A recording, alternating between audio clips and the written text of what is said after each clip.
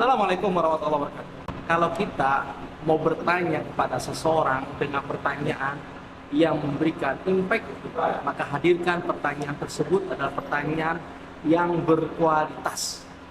Yuk, kita akan challenge memberikan kepada tim Harmony Coffee sebuah pertanyaan yang pertanyaan itu membuat mereka berpikir dan mudah-mudahan memiliki impact terhadap perubahan mereka. Assalamualaikum.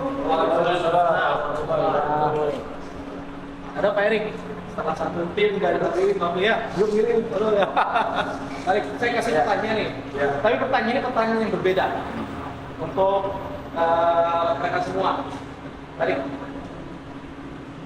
Menurut Pak Erik ini tantangan hidup yang ada pada seorang Pak Erik pada hari ini sampai dengan hari ini dari level 0 itu nggak ada, atau 1 rendah, 5 sedang, 10 tinggi. Apa tantangan terbesar dari seorang Pak Erik? Berarti ya pertanyaannya ya. Sekarang Mas jawab. Aja nggak apa-apa. Ya, untuk tantangan terbesar sih untuk skala prioritas ya, menentukan prioritas ya. Karena tuntutan kita kan sangat beragam ya. Sangat beragam. Okay. Jadi terkadang antara satu prioritas dengan prioritas yang lain tuh saking tumpang tindih.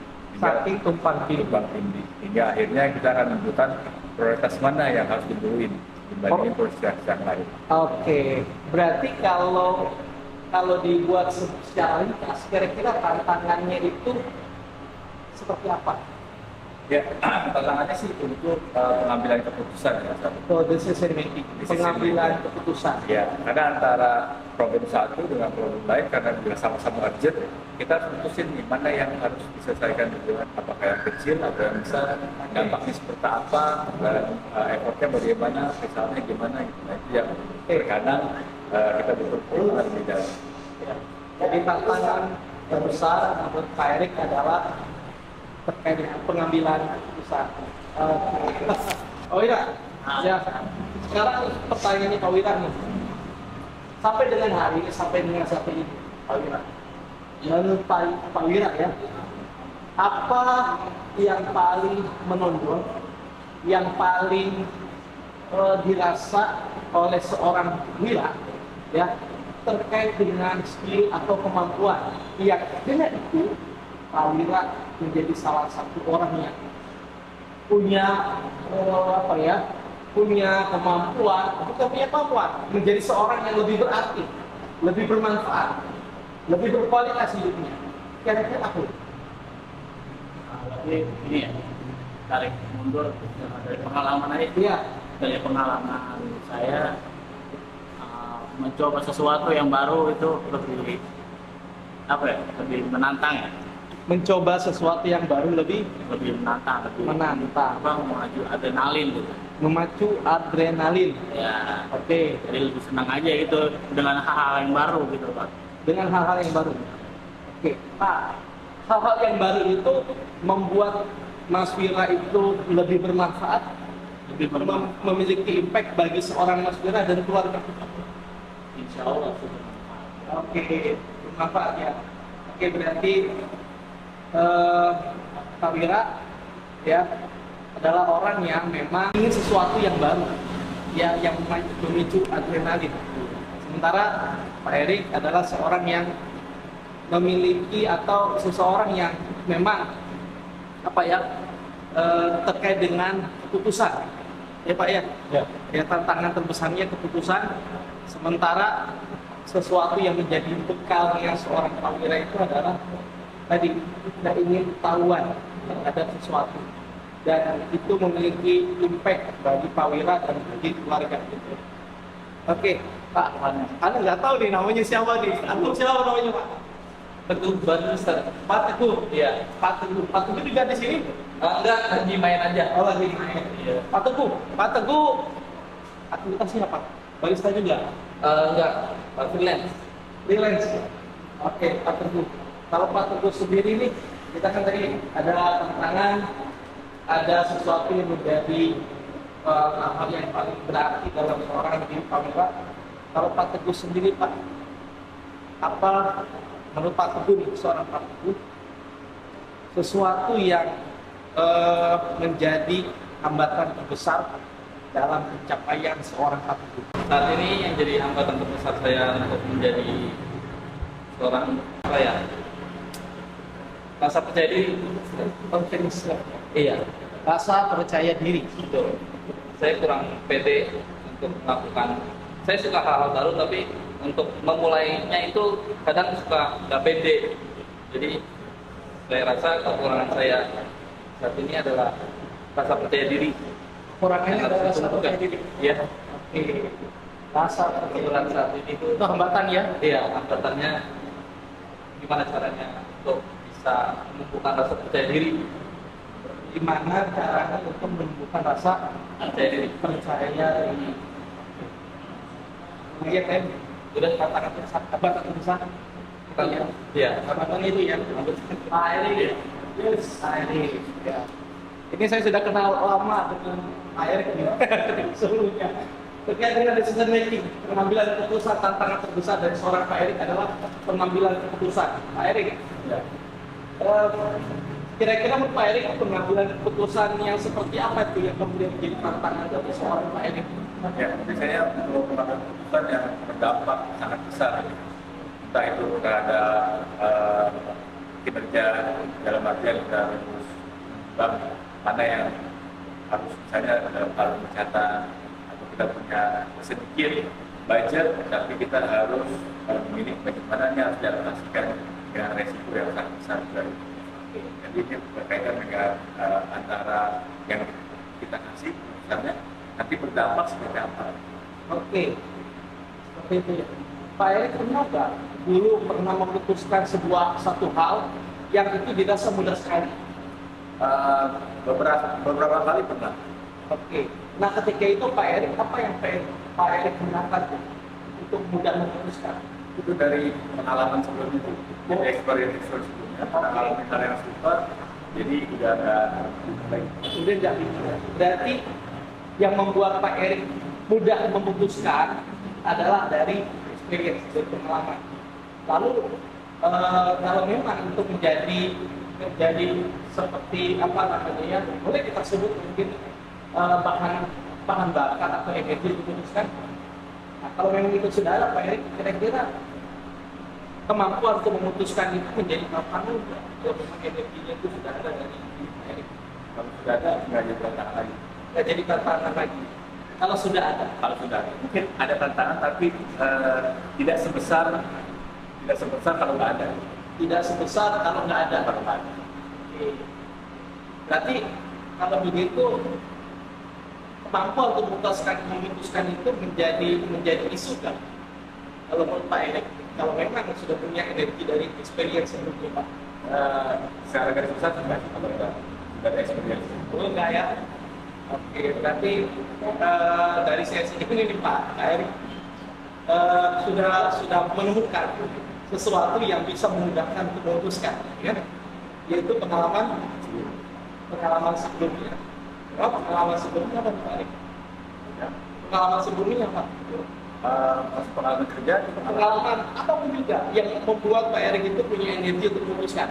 ya, jadi pengalamannya banyak sih, kebanyakan pengalaman dan kegagalan. Pengalaman. Jadi karena pernah gagal, kita yakin bahwa yang kita lakukan dulu dari kegagalan itu apa sih insight yang kita bisa dapat. Kadang suatu keputusan bisa sama, tapi dengan situasi yang berbeda. Situasi yang berbeda. Keputusan sama tapi situasi yang berbeda.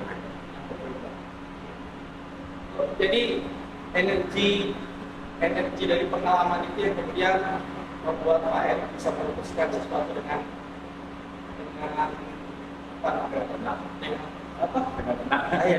itu istilahnya.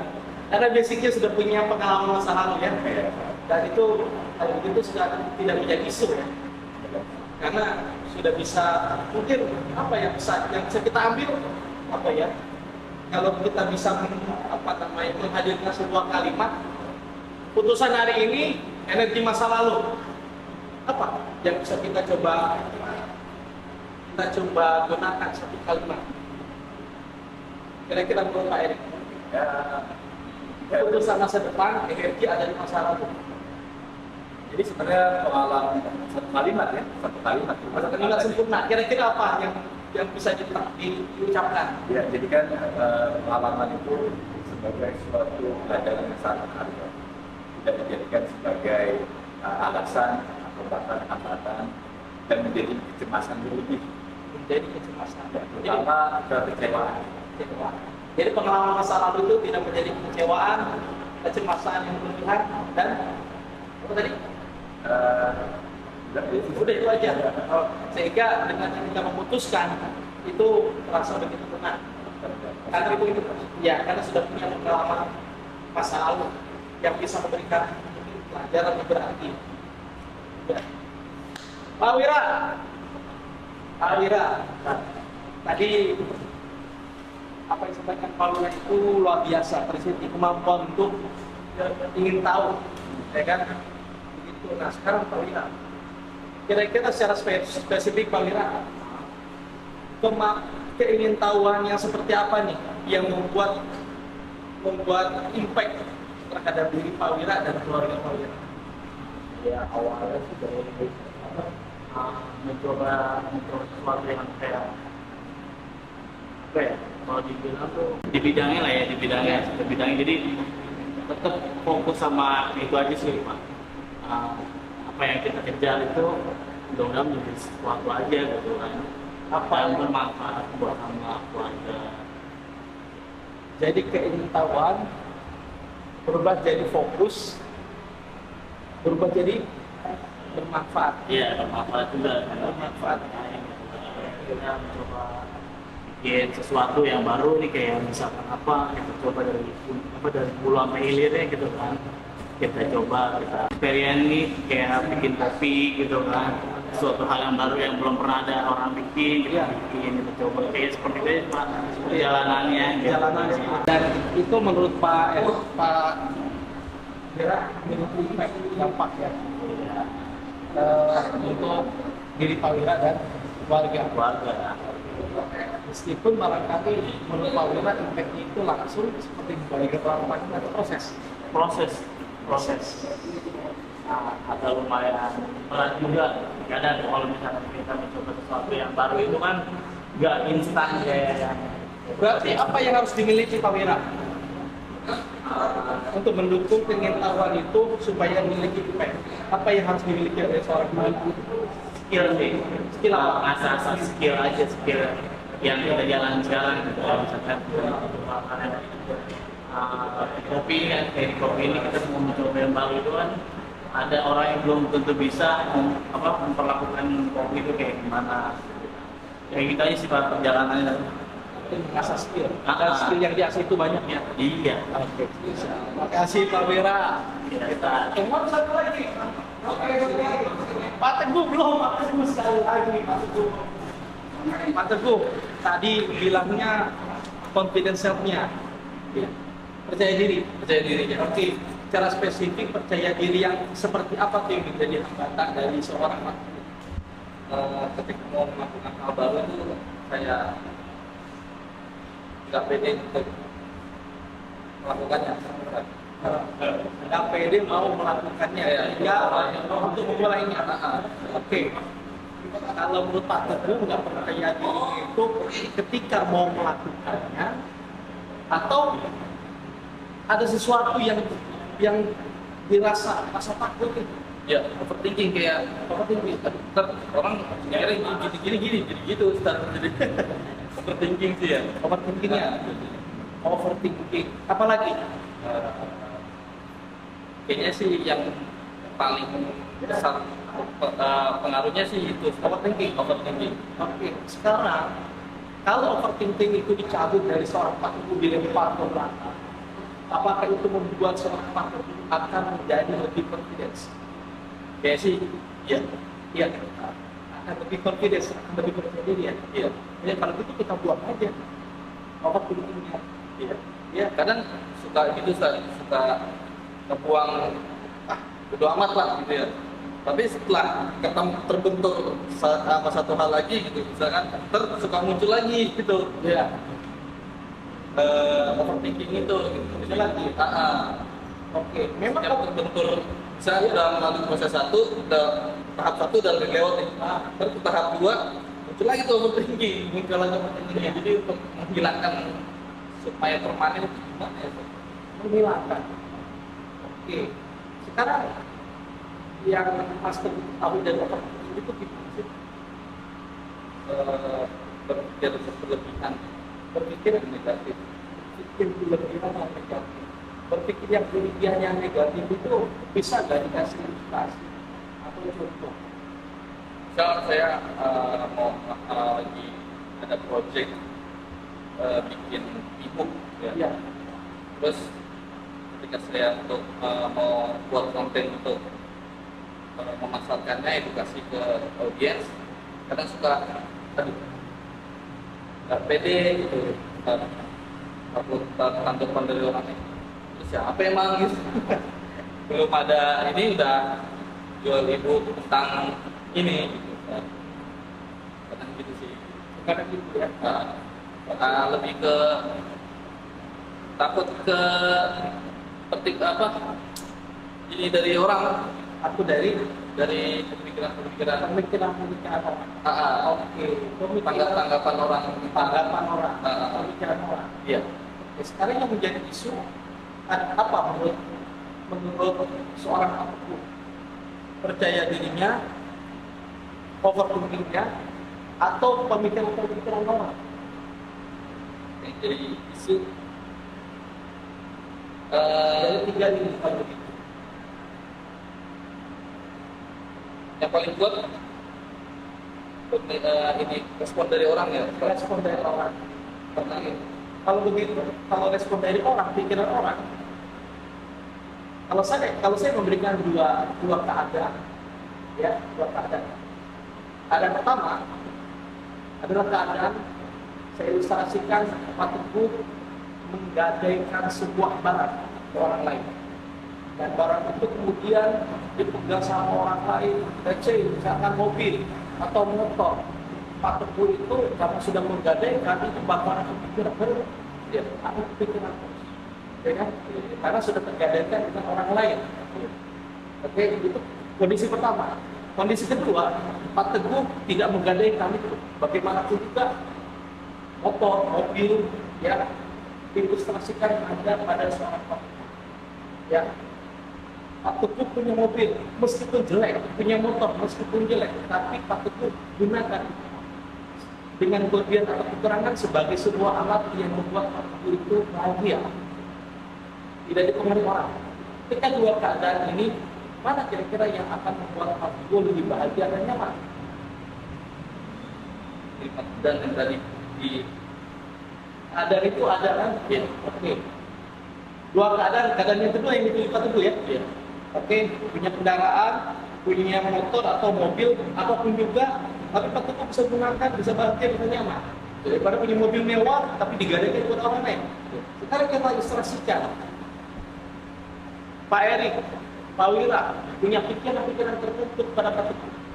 Lalu Pak Teguh ya memikirkan hal itu. Bagaimana kalau itu kita ibaratkan kondisi pertama?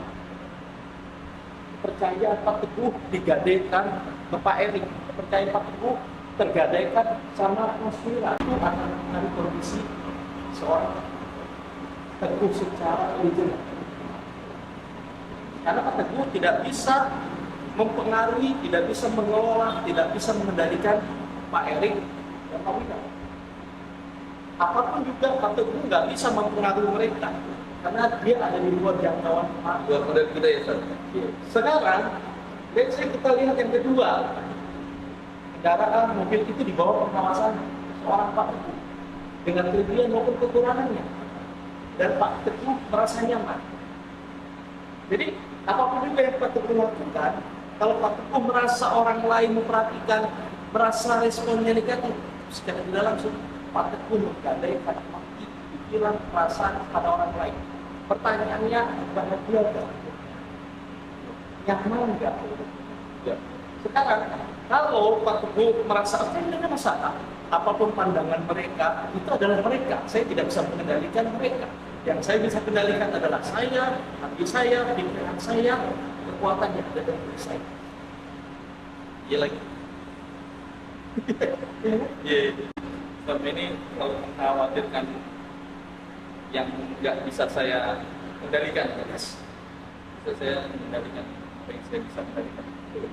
Apa yang bisa didapat dalam sesi keselamatan ini? Yang singkat ini.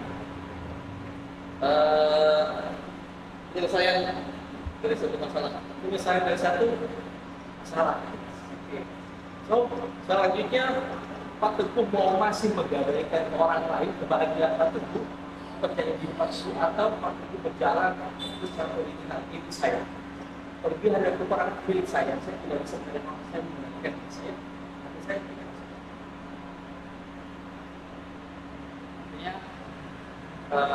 bersikap bodoh amat itu nggak selalu buruk. Nah ini berarti punya confidence. Siap. Pak Erik, terima kasih Pak Erik sudah bersama-sama.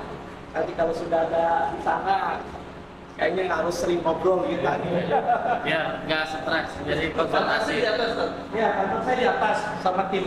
Kantor coaching konseling itu di atas.